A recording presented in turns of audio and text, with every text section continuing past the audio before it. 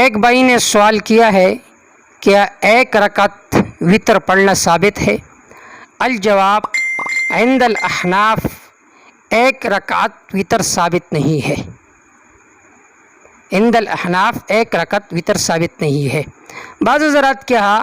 ایک رکعت وطر پڑھنا بھی جائز ہے، 3 رکعت وطر پڑھنا بھی جائز ہے، 6 رکعت وطر پڑھنا بھی جائز ہے، 11 رکعت وطر پڑھنا بھی جائز ہے۔ وہ حضرات کہتے ہیں کہ سارے عدد ذکر ہے احادیث کے اندر، جبکہ ہم کہتے ہیں کہ دیکھیے ایک رکعت وطر ثابت نہیں ہے، اور جن روایت کی طرف دیکھتے ہوئے آپ نے یہ فیصلہ کیا کہ ایک رکعت وطر پڑھنا بھی جائز ہے، 3 رکعت وطر پڑھنا بھی جائز ہے، 7 رکعت وطر پڑھنا بھی جائز ہے، وہ نوافل تھے۔ آپ صلی اللہ علیہ وسلم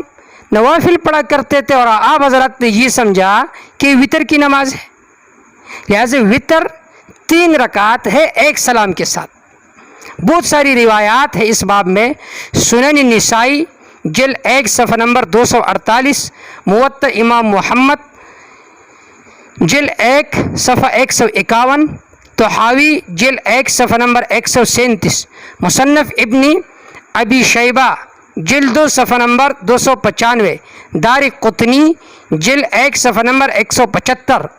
ان سب روایات میں یہ بات موجود ہے، کان النبی صلی اللہ علیہ وسلم لا یسلم فی رکعتی الوتر، کہ آپ صلی اللہ علیہ وسلم وطر کے 2 رکعتوں پر سلام نہیں پھیرا کرتے تھے۔ جس سے بہت سارے حضرات ایسے ہوتے ہیں 2 رکعت کی نیت باندھ لیتے ہیں وطر کی، دوسرے رکعت میں جب قاعدے پر بیٹھ جاتا ہے تو پھر سلام پھیر لیتا ہے اور پھر ایک رکعت اکیلا پڑھ لیتا ہے۔ تو اس روایت میں یہ ہے کہ کان النبی صلی اللہ علیہ وسلم لا یسلم فی رکعتی الوتر، کہ آپ صلی اللہ علیہ وسلم وطر کے 2 رکعتوں پر سلام نہیں پھیرا کرتے تھے، مطلب یہ ہے کہ تیسرے رکعت پر سلام پھیرا کرتے تھے۔ مستدرک حاکم میں یہ روایت موجود ہے جلد 1 صفحہ نمبر 304 میں، کہ کان رسول اللہ صلی اللہ علیہ وسلم یوتر بثلاث، کہ آپ صلی اللہ علیہ وسلم 3 رکعت وطر پڑھا کرتے تھے، لا یسلم الا فی آخرینا، آپ صلی اللہ علیہ وسلم سلام صرف آخر میں پھیرا کرتے تھے۔ اتنی سری اور صحیح روایت ہے اس باب میں۔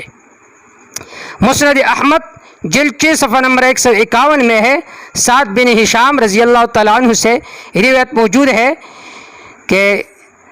نبی صلی اللہ علیہ وسلم اذا صلی العشاء، جب آپ صلی اللہ علیہ وسلم عشاء کی نماز پڑھا کرتے تھے تو دخل المنزلہ، آپ صلی اللہ علیہ وسلم گھر چلے جاتے، ثم صلی رکعتین، پھر آپ صلی اللہ علیہ وسلم 2 رکعت پڑھا کرتے تھے، ثم صلی بعدہما رکعتین، پھر اس کے بعد آپ صلی اللہ علیہ وسلم 2 رکعت پڑھا کرتے تھے، اطول منہما، جو ان 2 سے بہت زیادہ طویل ہوا کرتی تھی، ثم اوتر بثلاث، پھر آپ صلی اللہ علیہ وسلم 3 رکعت وطر پڑھا کرتے تھے، لا یفصل بینہن، اس میں کسی چیز کے ساتھ فصل نہیں لاتے تھے، ثم صلی برکعتین وہو جالس، پھر آپ صلی اللہ علیہ وسلم 2 رکعت پڑھا کرتے تھے فجر کی نماز کے لیے، اور آپ صلی اللہ علیہ وسلم اپنی جگہ پر بیٹھتے تھے فجر کی نماز تک۔ تو اس روایت سے بھی یہ معلوم ہوا کہ آپ صلی اللہ علیہ وسلم 3 رکعت وطر پڑھا کرتے تھے، اور اس سے پہلے جو عدد ذکر ہے 11 رکعت، 8 رکعت، 6 رکعت، 1 رکعت، یہ سارے نوافل تھے، اور پھر اس 1 رکعت کا جو تذکرہ ہے اس کے جواب بھی میں ذکر کروں گا۔ باقی جو 2 رکعت ہوتے تھے، 4 رکعت، 8 رکعت، وہ سارے نوافل تھے۔ اور صراحت اس روایت میں کہ ثم یوتر ثم اوتر بثلاث لا یفصل بینہن، پھر آپ صلی اللہ علیہ وسلم 3 رکعت وطر پڑھا کرتے تھے۔ اتنی صریح اور صحیح روایت کے بعد پھر لوگ کہتے ہیں کہ حناف کے پاس اس بارے میں کوئی دلیل موجود نہیں ہے۔ اب یہاں پر ایک اعتراض میں آپ حضرات کے سامنے پیش کر رہا ہوں اور اس کا جواب دوں گا۔ جو مسئلہ تھا وہ بحمدللہ تعالی واضح ہو گیا۔ حضرت عروہ بن زبیر رضی اللہ تعالیٰ عنہ سے روایت ہے، عن عائشہ رضی اللہ تعالیٰ عنہ سے وہ روایت کرتے ہیں کہ کان یصلی باللیل 11 رکعتا یوتر بواحدہ، یوتر منہا بواحدہ، کہ آپ صلی اللہ علیہ وسلم 11 رکعت پڑھا کرتے تھے، اور یوتر منہا بواحدہ، ان میں صرف 1 رکعت وطر پڑھا کرتے تھے۔ اس روایت کے طرف اس طرح اس کی مثل اور بہت ساری روایت کی طرف دیکھتے ہوئے بہت سارے ہمارے محترمین نے اس بات پر بہت زیادہ زور اور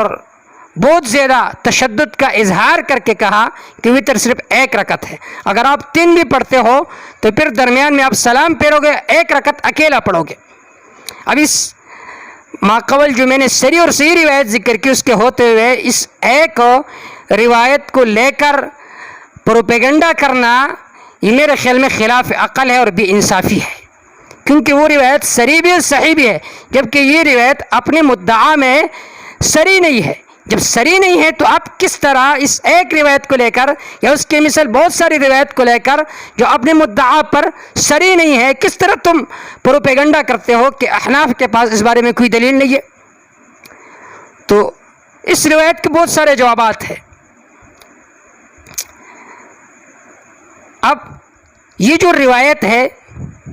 مختصر میں اس کا جواب ذکر کر رہا ہوں کہ صریح اور صحیح روایت کی طرف دیکھتے ہوئے ہم یہاں پر یہ تطبیق ذکر کریں گے کہ یہاں پر یہ جو ذکر ہے ثم یوتر منها بواحدۃ، مطلب یہ کہ آپ صلی اللہ علیہ وسلم 2 رکعت نفل پڑھا کرتے تھے. پھر آخر میں آگے ایک روایت ہے اس میں 13 کا تذکرہ کہ آپ صلی اللہ علیہ وسلم 13 رکعت پڑھا کرتے تھے، وہ بھی عروہ بن زبیر سے وہ روایت منقول ہے. تو تطبیق یوں ہوگی کہ آپ صلی اللہ علیہ وسلم آخر میں جب 2 رکعت پڑھا کرتے تھے تو پھر اس کے ساتھ ایک اور رکعت بھی ملاتے تھے ثم یوتر منها بواحدہ، تاکہ وہ 2 رکعت طاق بن جائے. جب وہ 3 ہو جائیں گے تو طاق بن جائیں گے. یہ اس کا آسان جواب ہے، اور یہ جواب اس لیے ہم ذکر کرتے ہیں کہ عروہ بن زبیر سے مختلف روایات منقول ہے. اب یہاں پر اس کو یا مختلف مقامات پر محمول کریں گے یا تعارض پر محمول کریں گے. ہم کہتے ہیں نہ تعارض ہے نہ مختلف مقامات ہے، بلکہ ایک روایت میں اجمال ہے اور دوسری روایت میں تفسیر ہے. اور روایت یہ ہے طحاوی میں ہے جلد 1 صفحہ نمبر 136 کان یصلی باللیل 13 رکعۃ ثم یصلی اذا سمع النداء رکعتین خفیفتین، کہ آپ صلی اللہ علیہ وسلم 13 رکعت پڑھا کرتے تھے. 13 رکعت کا مطلب ہے کہ آخر میں جو 3 رکعت ہوا کرتی تھی وہ آپ صلی اللہ علیہ وسلم وتر پڑھا کرتے تھے. تو اگر اس میں یہ تطبیق نہ کرے تو پھر تعارض آتا ہے. اس وجہ سے ہم نے ایسی تطبیق کی کہ اس سے مسئلہ مکمل طور پر واضح ہو گیا اور حل ہو گیا. اب آخر میں ایک روایت میں آپ حضرات کے سامنے ذکر کر رہا ہوں. عائشہ رضی اللہ تعالیٰ عنہ سے یہ روایت منقول ہے کہ ان رسول اللہ صلی اللہ علیہ وسلم کان یوتر بثلاث، کہ آپ صلی اللہ علیہ وسلم 3 رکعت وتر پڑھا کرتے تھے. یقرأ فی الرکعۃ الاولی بسبح اسم ربک الاعلی، پہلی رکعت میں سبح اسم ربک الاعلی پڑھا کرتے تھے، دوسری رکعت میں قل یا ایھا الکافرون پڑھا کرتے تھے، اور تیسری رکعت میں کبھی قل هو اللہ احد، کبھی قل اعوذ بالفلق، قل اعوذ برب الناس پڑھا کرتے تھے. تو امی عائشہ رضی اللہ تعالیٰ عنہ کی اس روایت سے بھی معلوم ہوتا ہے کہ آپ صلی اللہ علیہ وسلم 3 رکعت وتر پڑھا کرتے تھے اور ایک سلام کے ساتھ پڑھا کرتے تھے. واللہ تعالی